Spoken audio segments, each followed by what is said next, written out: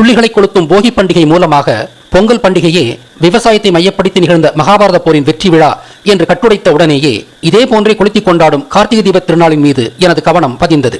கார்த்திகை தீபத் திருநாளை கொண்டாடும் முறைமையை கவனமாக அலசி ஆராய்ந்து இந்த பண்டிகை தோன்றிய வரலாற்றை அறிய முற்பட்டேன். என்னுடைய அவதானங்களை இங்கே பட்டியலிடுகிறேன். 1. கார்த்திகை தீபம் முருகனை வழிபடும் திருவிழா. 2. கோயில்கள், வீடுகள், தெருக்கள், தானியக் கிடங்குகள், மாட்டுத் தொழுவங்கள், குப்பை மேடுகள் என்று எல்லா இடங்களிலும் நிறைவாக தீபம் ஏற்றப்படுகிறது. 3. முதன்மையான தீபமாக தினை மாவோடு தேன் போன்ற இனிப்பை கலந்து செய்த விளக்கு போன்ற வடிவத்தில் நெய்யிட்டு ஒளி ஏற்றுகின்றனர். இதற்கு மாவிளக்கு என்று பெயர். தீபத்தன்று முருகனுக்கு படைக்கும் முதன்மையான பலகாரமும் இதுவே. 4. கோயில்களின் முன்பு, குறிப்பாக முருகன் கோயில்களின் முன்பு பனை இலைகளால் ஆன உயரமான சொக்கப்பனை என்றழைக்கப்படும் ஒரு ஏற்பாட்டை கொளுத்துகின்றனர்.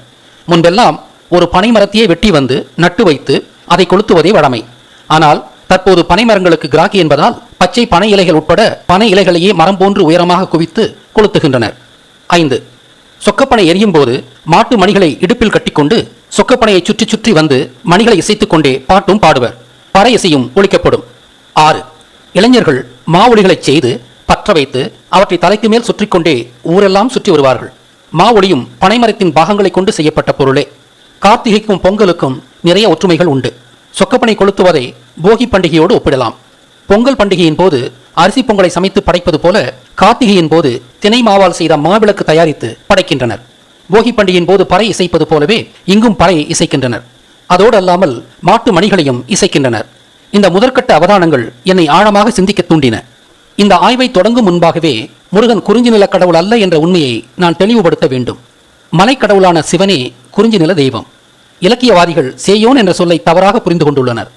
பிறகு ஒரு சிறப்பு விடயம் வழியாக முருகன் குறிஞ்சி கடவுள் அல்ல என்று ஐயத்திற்கிடமில்லாமல் நிறுவுவேன். முருகன் சித்தரான போது அவர் காடுகளில் இருந்த குன்றுகளில் தான் வசித்தார், மலையில் அல்ல. குன்று இருக்கும் இடமெல்லாம் குமரன் இருக்கும் இடம் என்பது சொல் வழக்கு. எனவே முருகன் ஒரு குறிஞ்சி கடவுள் என்பது ஒரு முழு அபத்தம்.